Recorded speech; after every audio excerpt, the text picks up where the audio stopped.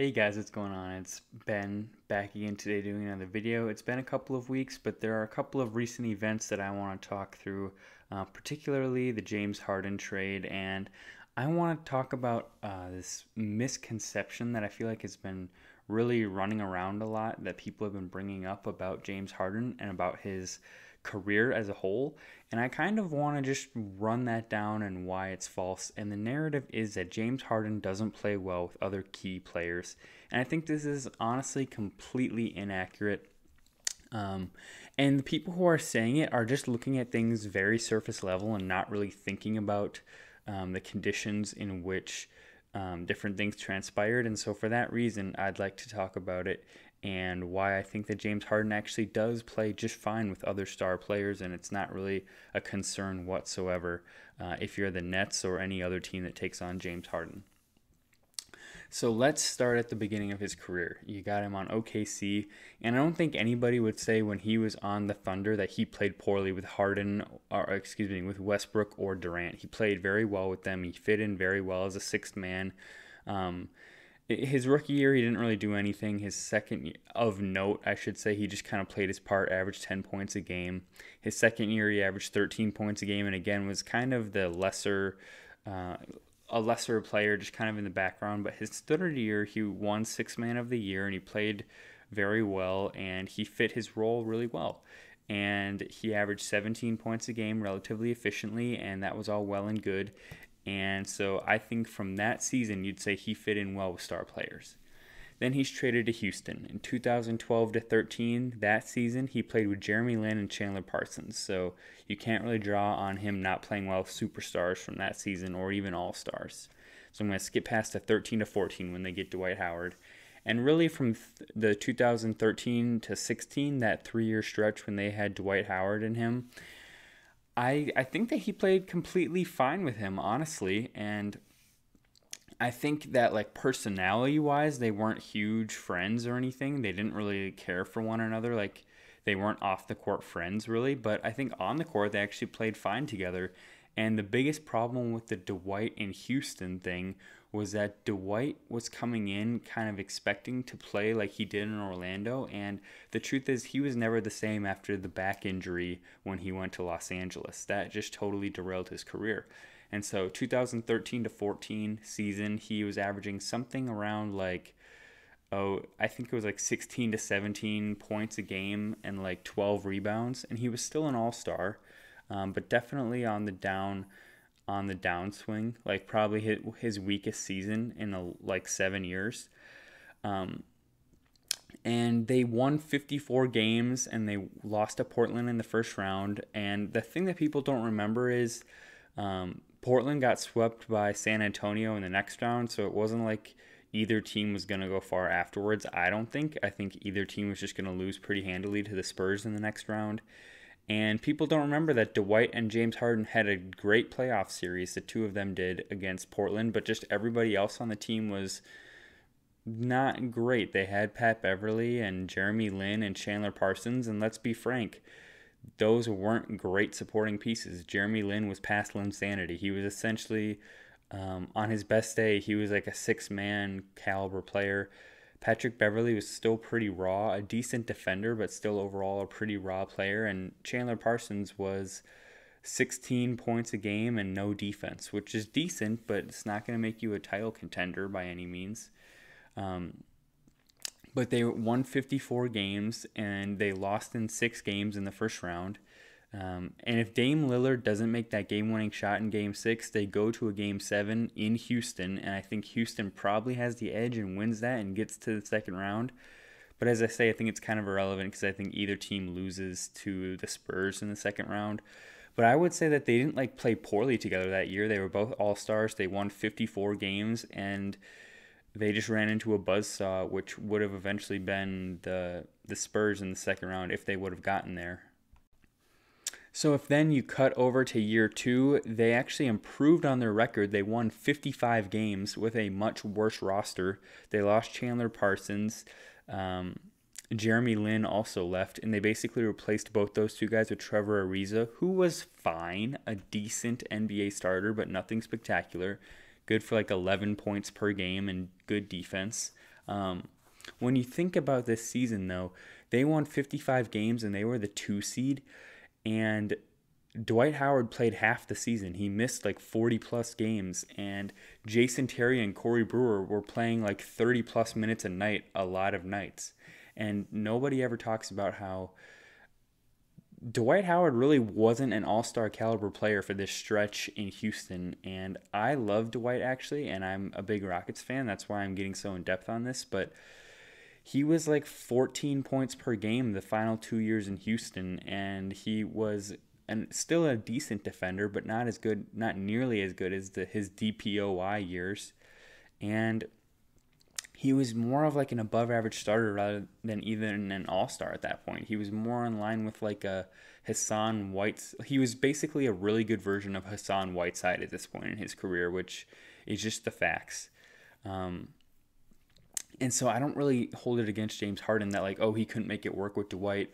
Dwight was basically just never the same player that he was in Orlando after the back injury in Los Angeles. So he was just set up to have a downfall in Houston, I feel like. If we fast forward 2016 to 17, it was basically James Harden surrounded by sharpshooters and no significant like all-stars, so I have nothing to say about that season.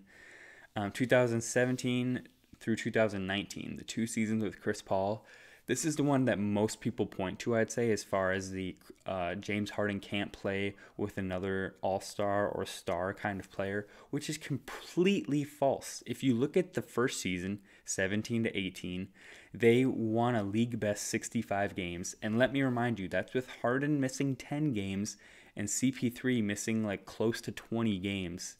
And think if those two guys could have played like each could have played like 78 games. This could have been like a 68, 69 win team, or I don't even more possibly. They won 65 with those guys missing like a combined 30 games.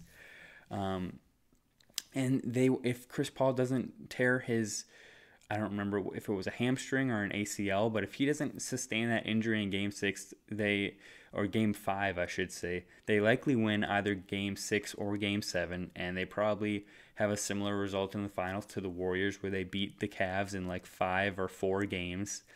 And James Harden's an NBA champion. We're not even having any of these conversations about whether he is a championship caliber player or not, because he just does it. And so, okay, so maybe you think, well, yes, but or something like that. Let's go to the next year. They win 53 games. This is with Chris Paul again missing like 20. Chris Paul missed like 25 games this season, and Harden again missed like 10 games. So combined, they missed like 35 games. And if you're trying to say that he didn't play well with Chris Paul, I just don't agree in that they actually had a pretty good season. And again, Chris Paul had the second worst season of his career in that second year in Houston. Statistically, he was like not bad, because he's not a bad player overall, but like he had his second to worst season besides his rookie year, his second year in Houston. And so to me, I don't point to James Harden and say like, oh, you're not playing well with Chris Paul. I point to Chris Paul and say, why were you in the worst shape of your career this season? And why did it take you getting traded away to get into better shape in Oklahoma City? Chris Paul was kind of at, for a Hall of Fame point guard who's amazing, there's not really a rock bottom. But this was sort of Chris Paul's rock bottom, if there were to be one. He was older. He was out of shape. He was putting up bad performances statistically. And I don't really fault James Harden for that. I think like the Rockets more push James Harden into this mold of saying, okay, Chris Paul is out of the lineup a lot, or if he is in the lineup, he's not playing very well. You have to take over these games. And in the playoffs, I mean, this is the season or the series where they played the Warriors, and the Warriors didn't have Durant for most of the series and they lost. People point out and say like that's the series that they should have easily won, but that's really lacking context, because the Rockets had lost a lot of key role players from the season before who were key to them even competing with the Warriors in that first series. For instance, at this point, Trevor Ariza was gone, and Luka Mbamute, who were two really key wing defenders to lock up the Warriors. Both those guys were gone. And there's a few others that I'm not thinking of at the moment, but overall, just this second Rockets team with Chris Paul and Harden, the second season, they were much more patched together because Chris Paul took the max deal, which really screwed over the salary cap for them. And basically, they didn't have much money to bring in good supporting pieces. So again, to me, it's not like, oh, he didn't play well with Chris Paul. It's that like they ran into the best team in the NBA and they lost, which was to be expected.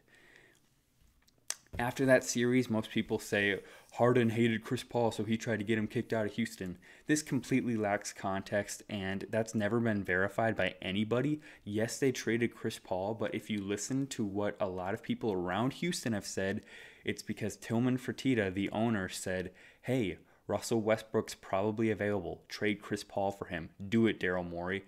Daryl Morey pushed back and didn't want to, but the owner of the team said, I want Westbrook, go get him.